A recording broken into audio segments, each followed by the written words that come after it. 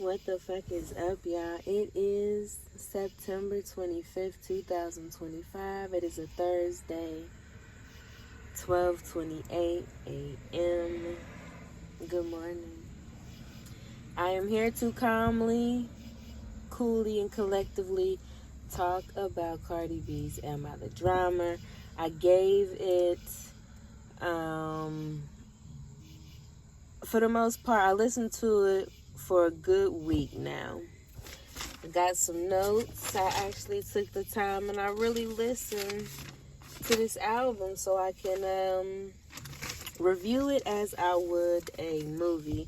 But we ain't gonna make this movie too motherfucking long. So this is Cardi B's Am I the Drama, released September 19th, 2025. That was a Friday, last Friday, I believe. 23 songs that equal out to 1 hour and 10 minutes long. The singles for this are Outside, Imaginary Players, Up, WAP, and as of today, I'm not sure what else she plans on releasing. But if you kind of keeping up with her on social media, she's been popping out here and there, damn near everywhere. She's kind of teasing a couple songs that may be released. It's probably will be. So I'm sure we'll get a whole lot more, especially if she's continuing on with this rollout. Now let's get into what I liked. Songs that stood out to me. This is from the first play. When I first heard it, that Friday morning, I listened to it about the exact same time right now, about 12, well, a little earlier than this. It was about 12:05, I believe, a.m. And these were the songs that actually stood out from my first listen. Track 3, which is Magnet. This one was one of the stars of the album, in my opinion. And then we had 5, Imaginary Players.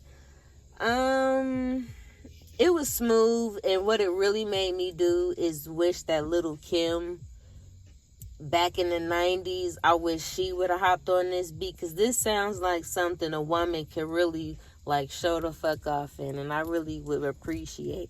But I feel like salute to Cardi because she did it, and it didn't sound bad. It didn't sound like, oh, she tried it, but she failed. She actually did a decent job, and she put her spin on it.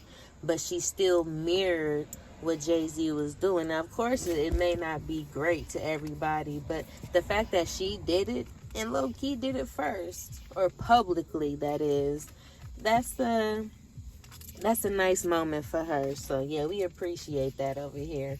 Imaginary Players, it wasn't bad from Cardi B. Track 6, Bodega Baddie, definitely stood out. And I say more Latin ass shakers, please. I legit listen to Selena, so if we can get some Tejano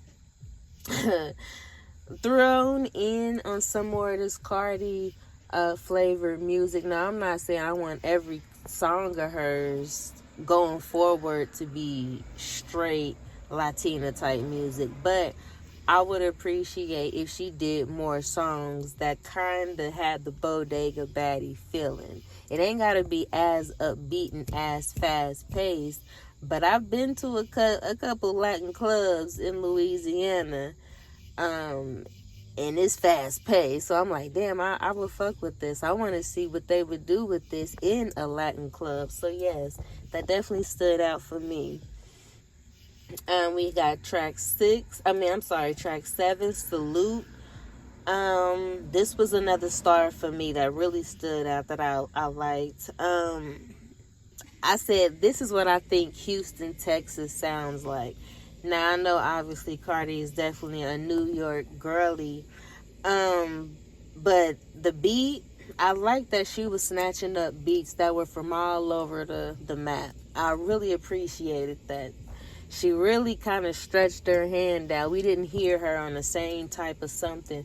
She wasn't giving us Cardi B aggressively throughout every joint. She was giving us soft with a little bit of this flavor. She was giving us the Latin with a little bit of that flavor. She was giving us a variety of something for everybody. Even if you're not somebody who is a huge fan of hers, and she might get thrown in a random playlist or something, or just popped into your like playlist, so it's a rotation and you pop up and hear the song again, you're like, oh damn, well I'm glad I saved this kind of hot. So there's that. Salute, yeah, I feel like that was a Houston type of beat. It kind of remind me of some Chopped and Screwed type of music. And I don't want to say I wish, but I can see, what's that dude, I guess is popular. I think his name is Big X the Plug, the big dude, who I feel like he would definitely rap on that. The biggest, the baddest dude, whoever he is, I feel like he would be perfect on that song. So yeah, moving on. Number 8, Safe. I see this song getting overplayed, but it's cute for a fresh release. Now, I feel like this is going to be one of them songs you're going to get tired of hearing really, really quick, because it's constantly playing. Everywhere you go, you hearing it. When you turn to one radio station and then you turn to another, you're going to hear it again and hear it again, and it's going to get old really, really fucking quick. And I do see that happening. Especially since they got a video for it. So it's a decent song, but it's one of those what they call it, an earworm type song. You gonna hear it, it's gonna get stuck, and you gonna keep hearing it, and then it's gonna start to get on your goddamn nerves. Yeah, it's one of those songs, but I appreciate that she has some of those cutesy, girly, pop type of songs. And out of all the little pop songs she got on here, Safe is probably one that I would lean on most, versus any other one of her little poppy type songs. So yeah, 14, Better Than You. The instrumental to this is what I really liked. The ending too. I like everything slowed down. I love Chopped and Screwed music, which is really why I like, again, going back to that last song, Salute. I'm like, yeah, this would be hot if it was Chopped and Screwed. So that's what that was giving me. And Better Than You was low-key doing the same thing. What I noticed a lot on this album, what she did was take other people's songs. Like, I don't want to say she took the whole songs, but when I listened to this album, I was like, well, this sounds just like that. Well, this is just that right there. Well, this is the same thing as that right there. And so I'm like, I heard this before. I kept saying on a lot of her songs, I heard this before.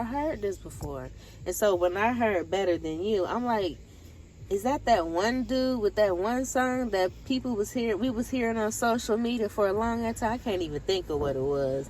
I liked it for a minute.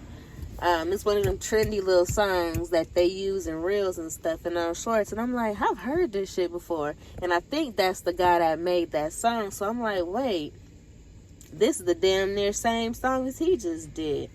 But, hey, she pulled it off. They said she asked a lot of people to get on the album or to turn their pieces and parts in, and they decided to drop out. And I'm really wondering who were those people, because I'm like, the people that she put on her album right now, in my opinion, aren't that hot. Like, I don't listen to Lizzo. I don't listen to Summer Walker. That Lourdes, I don't know if I'm even saying her name right. I've never heard her before, but she really did a good job. But it's like, I don't listen to any of these people. The Cobain dude, I don't listen to any of these people. I don't still listen to Selena Gomez, but you feel me? But the album was still decent. She really was kind of, I don't want to say she was holding it on her own, because she did pull from a whole lot of inspiration. But I feel like she got the okay to do so.